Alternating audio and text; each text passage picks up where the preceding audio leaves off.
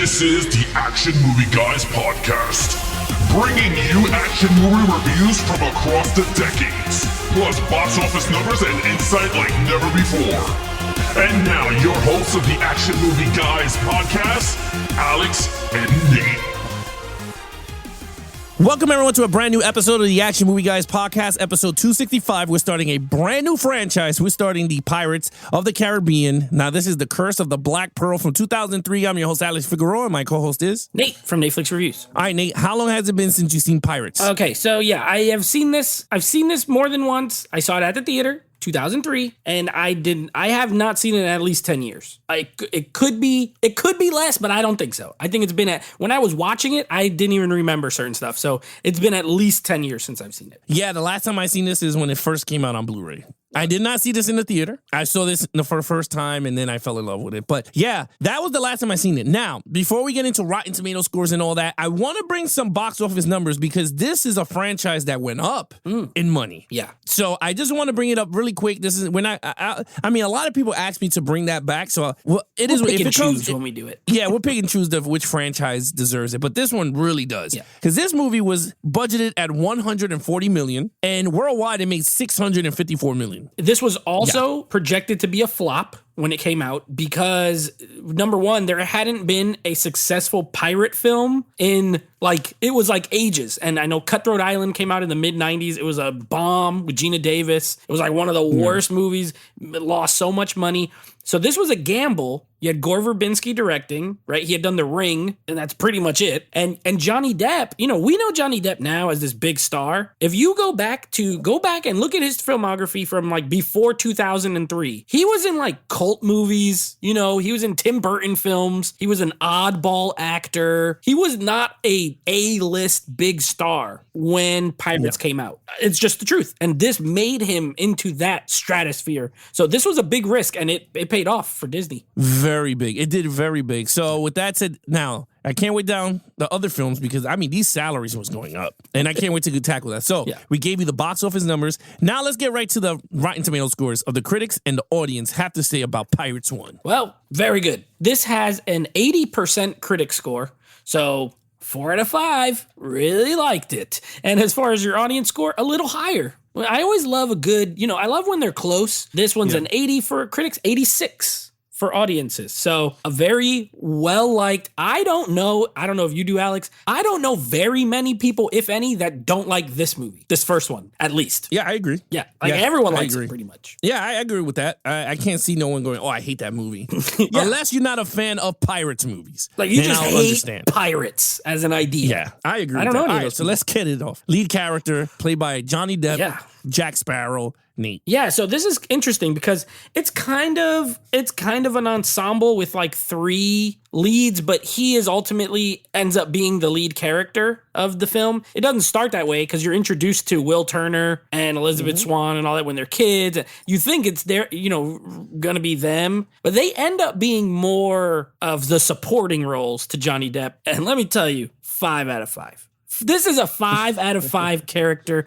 This is an iconic role. I know the movie's 20 years. Well, 20 years is a long time, but 20 years now, and people still know him there's some people who just know him for this role. You know what I mean? They don't know he was freaking Ed Wood and Edward Scissorhands and all these other, the guy from Nightmare on Elm Street. They know him as Jack Sparrow. A 5 out of 5.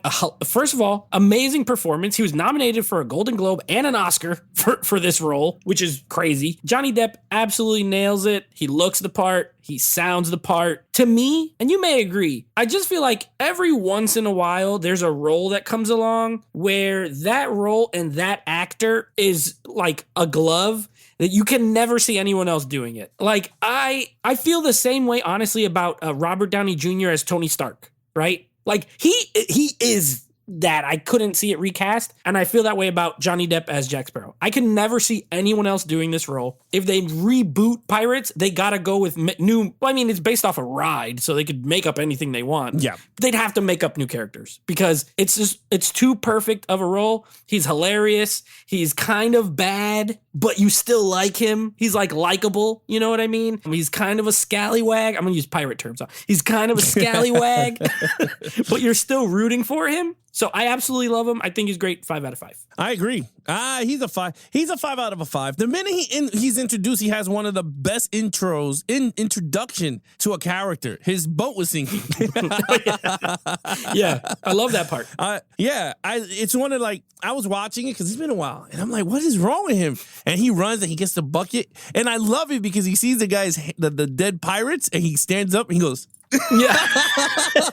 he gives him respect, and then of course the most iconic scene is him standing on top of the boat, and it's getting dragged underwater, and it's right there, perfect. He just walks right on the deck. Yeah, and he walks right out. He goes, "Hey, that's a shilling." And he goes, "Huh?"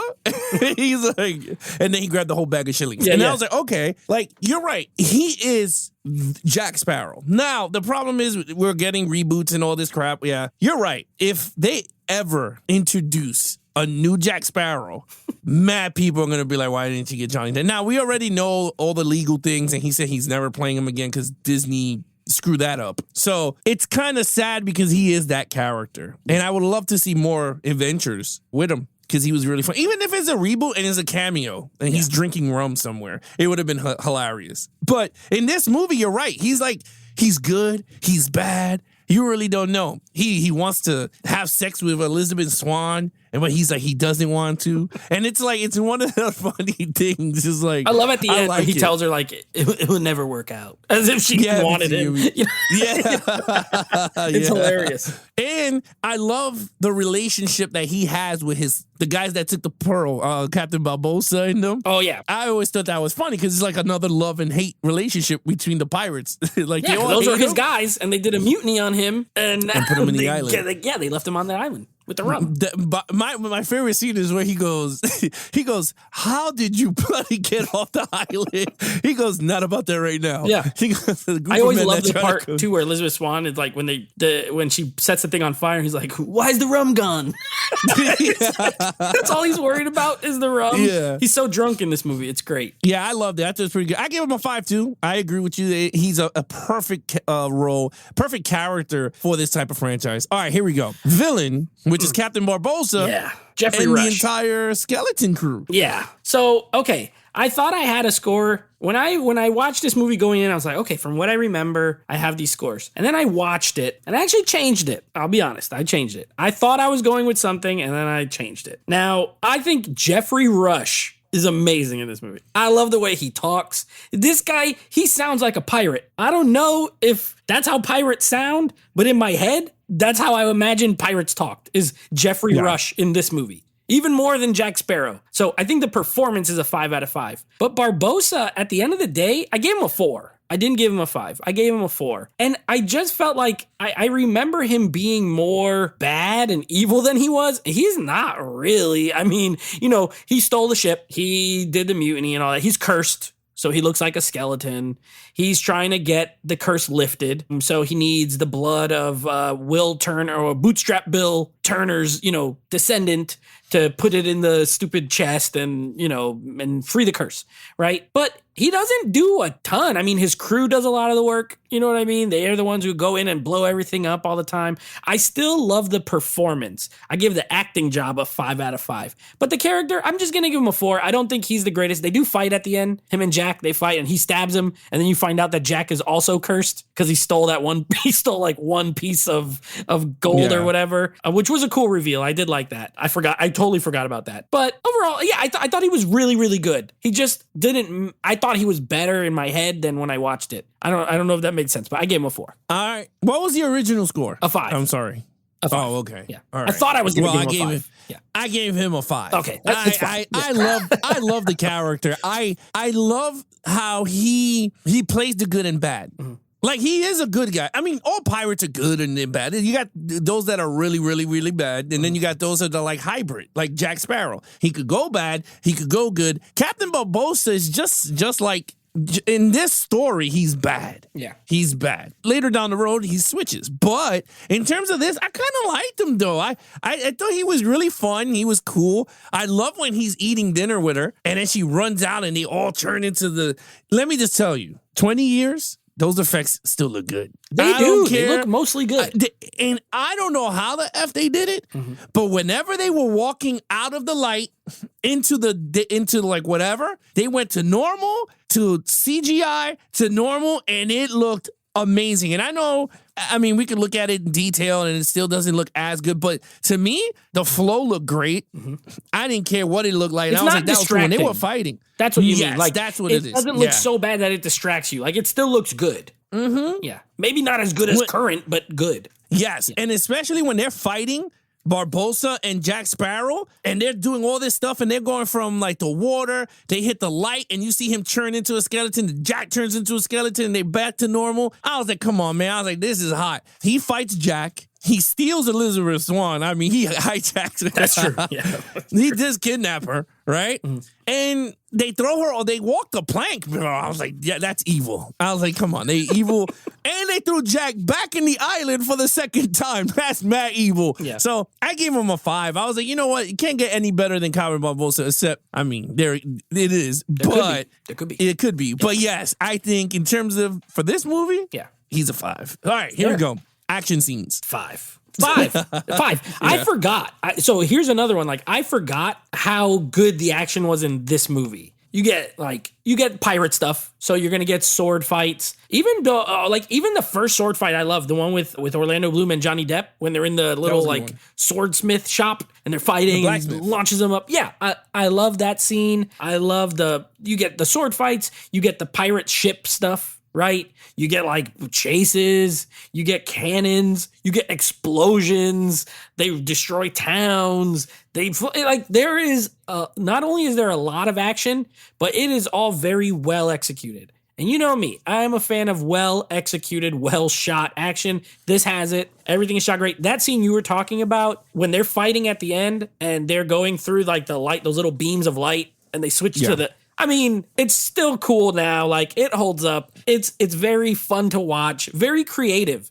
Like, everything in this is creative because you got to think, okay, we got these pirates. It's not like we got machine guns and bazookas and, robots. So what can we do? And I think they came up with a lot of creative ways to shoot the action. It's thrilling. There's a lot of chases. I love a good chase scene. There's a lot of chases. And I'll save another point about the action for when we get to overall, but I think it's great. It's great 5. Yes, I totally agree. I gave it a 5 too. It is a fun action flick, pirate action adventure, I will say. It's very fun. You do feel like you're in the pirate movie. I think they immersed you in it. Even when they all turn into skeletons and everything, you feel like it. Like, I totally forgot until she came out the door and they play that wonky music and they all like in their faces like a ride. I was like, that is pretty cool. Like, they made it into like a ride. Like, I liked all that. I was like, that is pretty cool. Now, I was gonna give it a 4. Okay. Until I saw them go underwater and sneak attacked. And I said, that's a 5.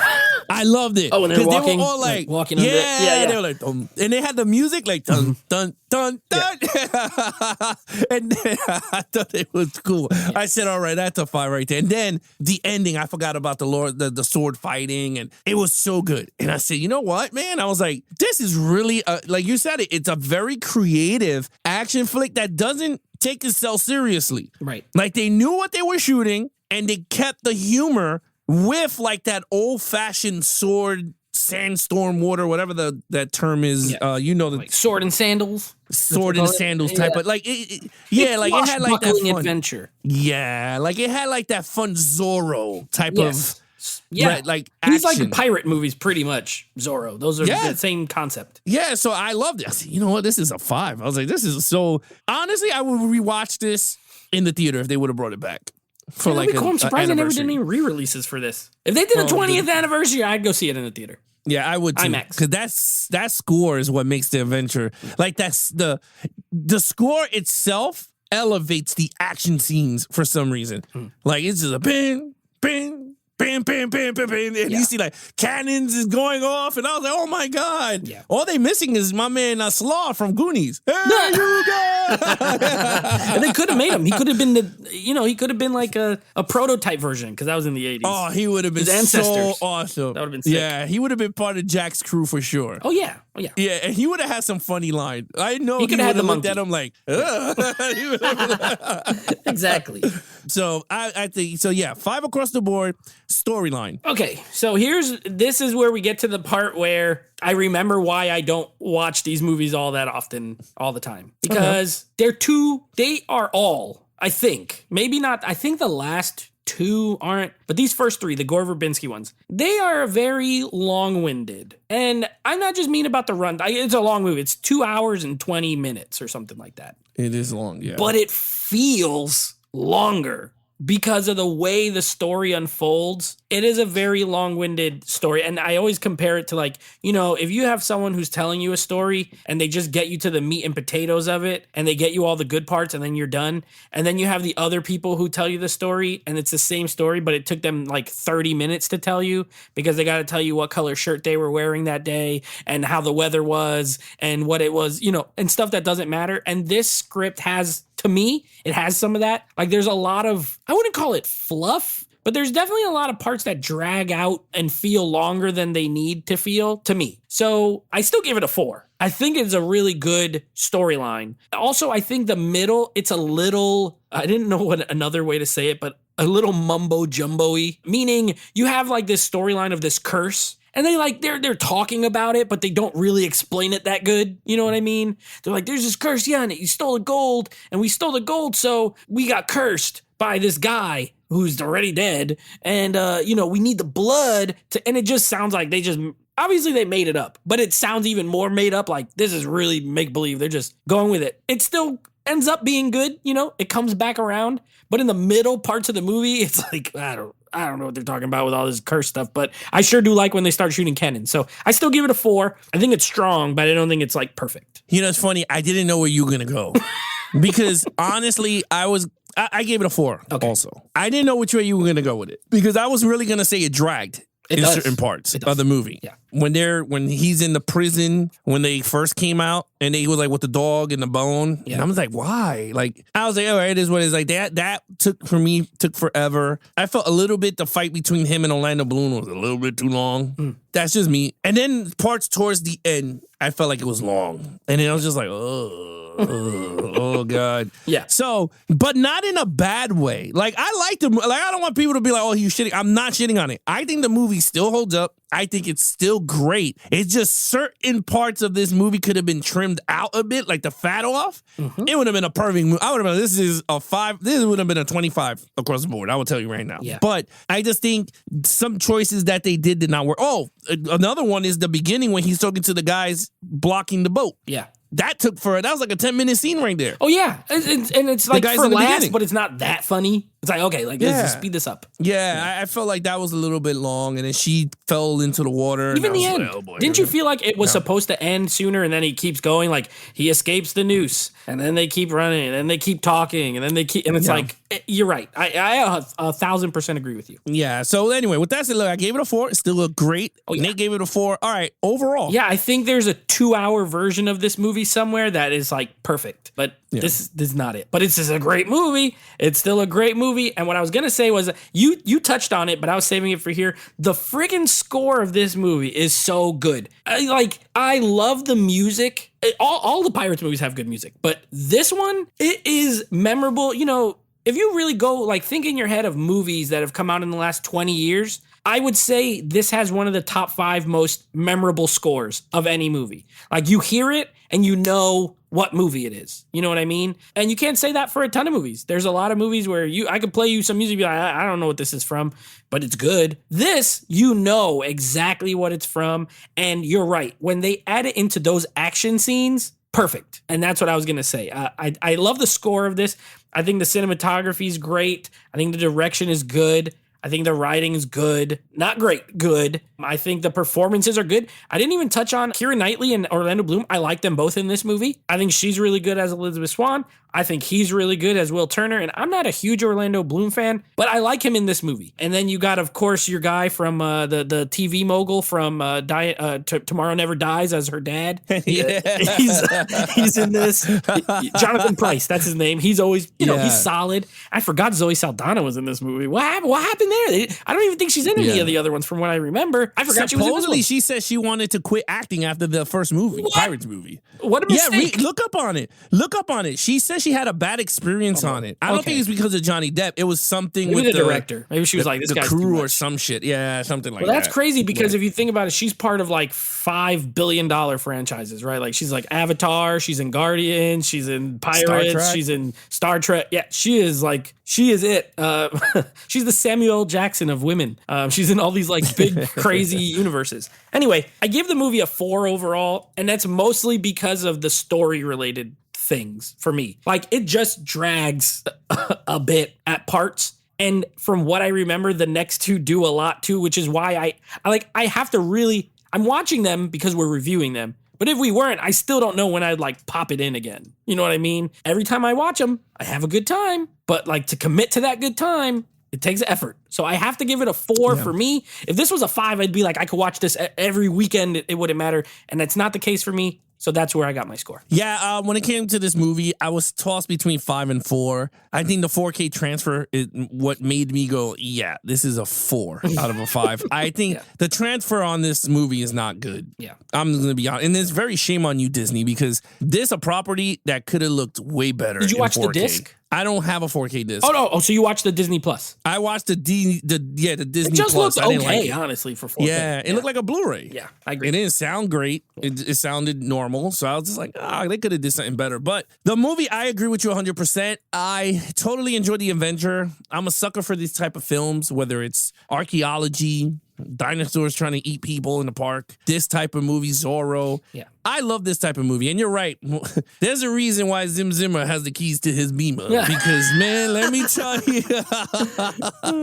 Because that score is fantastic. I think this is going to be another set I'm going to go after for my finals is the Pirates. Because, it is very worth it. There's a lot of movies that, you're right, that you could just pop on the theme and you go, I know where it is. When you watched it, or if you saw it as a kid, you already know where you were when you heard the music. And I can name them mad quick. RoboCop has that iconic score. Yep. Right? You got Indiana Jones, iconic. For me, Jurassic Park. I hear 2 notes of it. I'll tell you exactly what movie it is. 007. Yep. Star Wars. Right.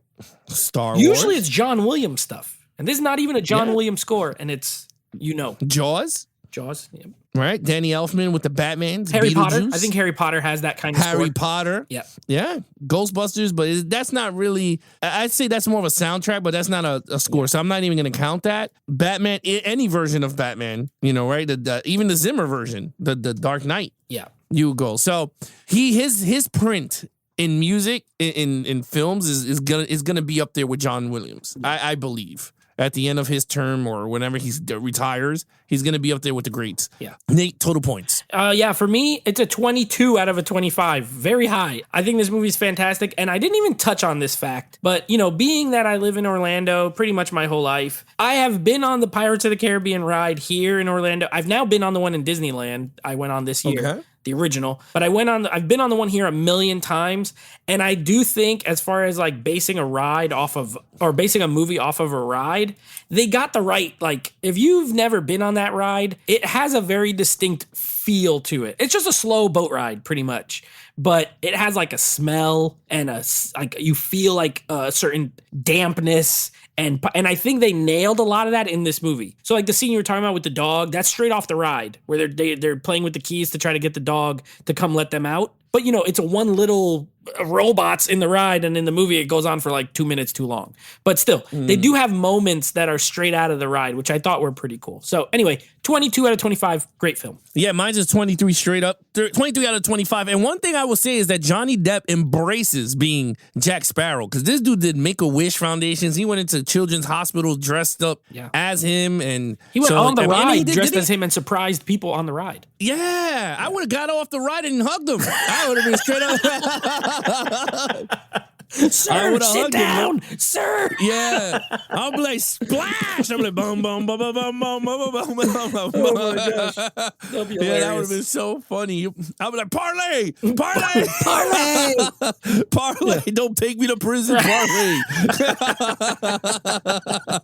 I need to parlay with my lawyer. Don't let me go. Parlay. That would be so funny. Anyway, Nate, what is coming up next? Yeah, so great start to this franchise. Let's see how it goes. Of course, next episode, we are going to be continuing on with our Universal Monsters in Action. Monsters in Action with Dracula Untold. And then next week, we continue with Pirates of the Caribbean, Dead Man's Chest. Now, if I remember correctly, this is where they introduced my boy, Davy Jones. So I'm looking forward to, I haven't seen in 10 years either. I don't think I rewatched it that much, but I remember Davy Jones. So it's going to be the next one. There's two lines that I remember from that movie, right?